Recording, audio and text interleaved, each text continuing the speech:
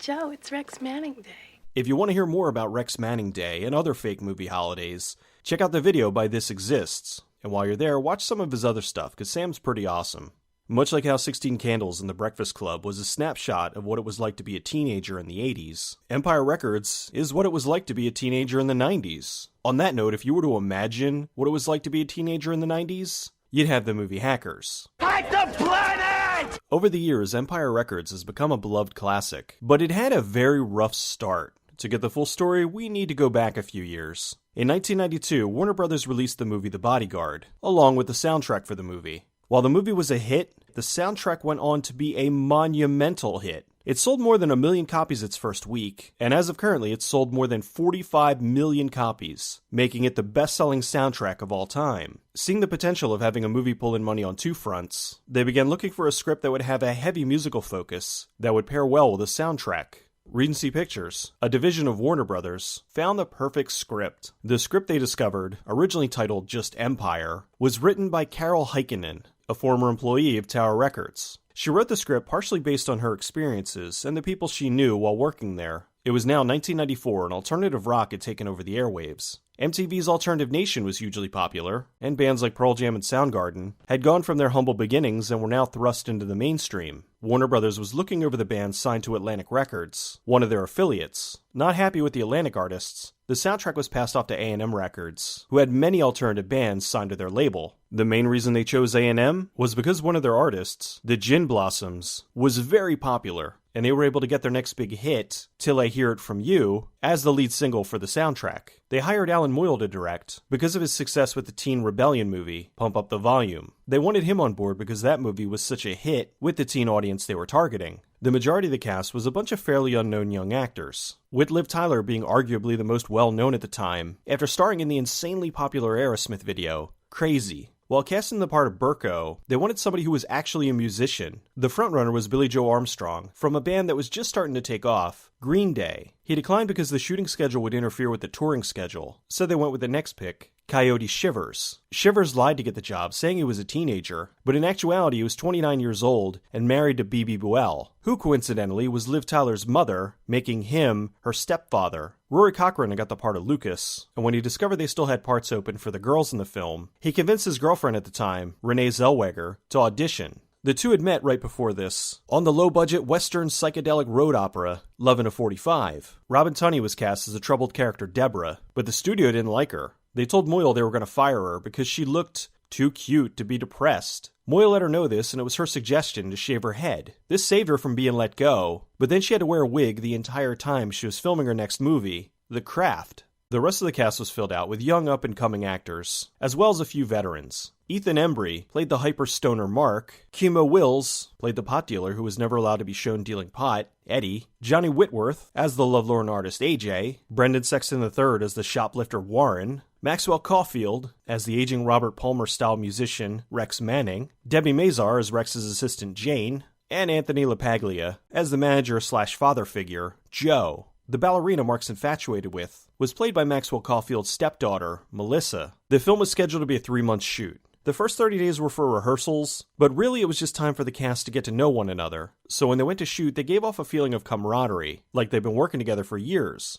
The movie took place in Delaware, but the shoot was in Wilmington, North Carolina for the exteriors, and the interiors were at the local Carolco soundstage. There was a local bar over on 15 South Front Street that they converted to look like the front of the record store. The studio ran a bunch of beach houses for the cast, who lived there for the 3-month shoot. While filming, the script was often rewritten on the fly, to make the dialogue between the actors feel more natural. There were some arguments over the soundtrack with A&M Records. A&M only wanted artists that they owned on the soundtrack, which is why the majority of the songs aren't on there. It's also the reason why the studio version of Sugar High is on there, but not the one from the movie with Renee Zellweger on backing vocals. While it's not mentioned in the film, it takes place on April 8th. The day that Kurt Cobain's body was discovered. Heikkinen said she put it in to represent the death of a rock star. It's never mentioned in the film, but the flyer on the door has Rex Manning Day listed as April 8th. As filming progressed, there was a disconnect between the director and the studio. The script was clearly written as an R-rated movie, but the studio wanted it to be PG-13.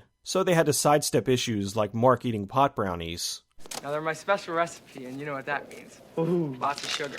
Or any of the cast smoking.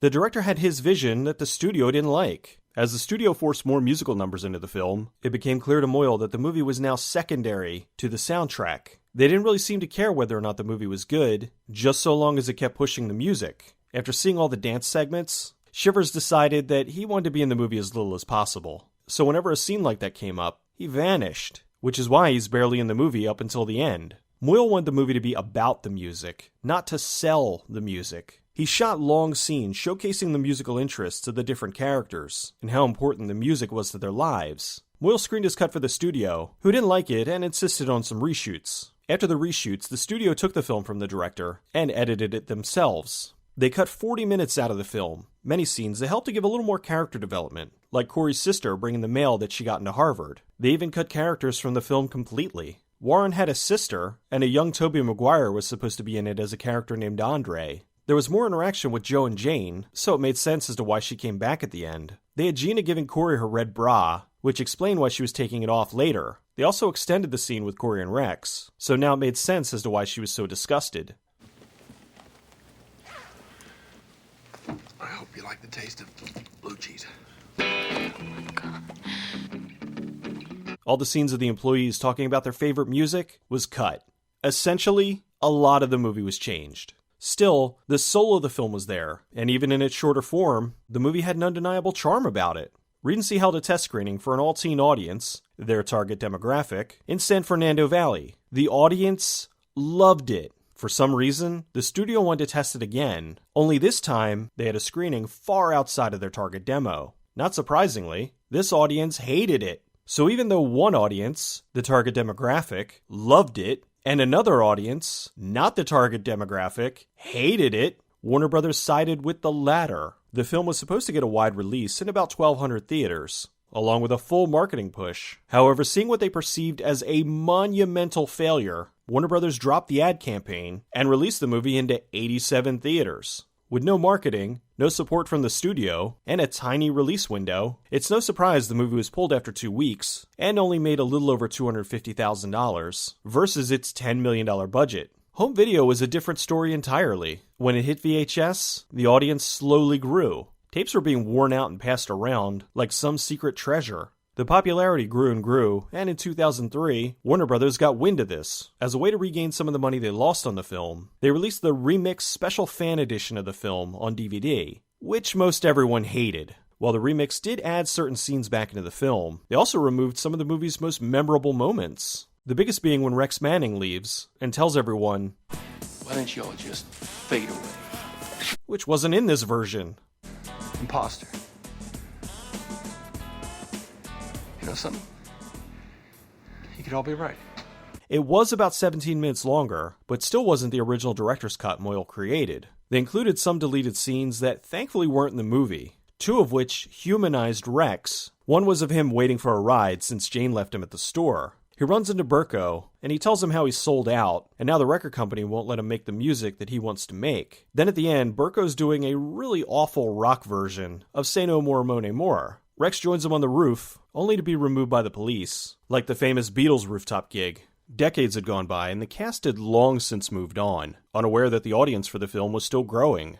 It was being screened at events like the Silver Lake Picture Show, to huge crowds. After hearing about this, many of the cast got with Cinespia, and in 2014 they had a reunion screening at the Hollywood Forever Cemetery, and over 4,000 people showed up. After the film, the cast and the director stayed for a Q&A. Then they joined the audience in singing Sugar High. It's now 2015, the 20th anniversary of the film. It was released on Blu-ray back in the beginning of the year, as the theatrical cut, not the remix. With how much the audience has grown over the years, it's sad they didn't include the director's cut, even if there was an option to watch both versions. It would have been interesting to compare. I read a lot of things saying that the movie originally was supposed to take place over 2 days, but because of all the editing, they trimmed it down to 1. This goes against what I found while looking into the movie. It was even said the original cut of the film before the reshoots started with Lucas returning from Atlantic City after he lost all the money. All the deleted scenes seem to be from the same day, unless they wore the same clothes 2 days in a row. Empire Records fought against all odds to become the cult classic it is today.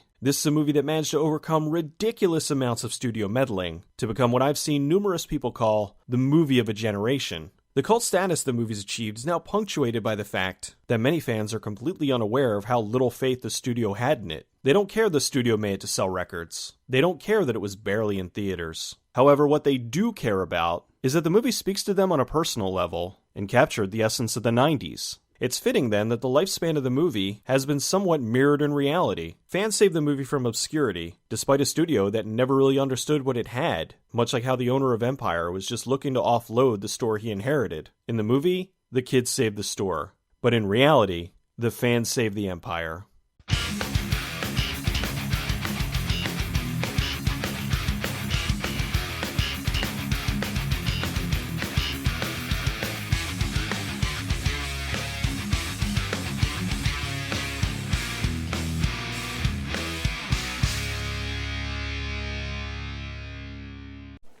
Joe, I have to bring Rex his lunch. Burko is.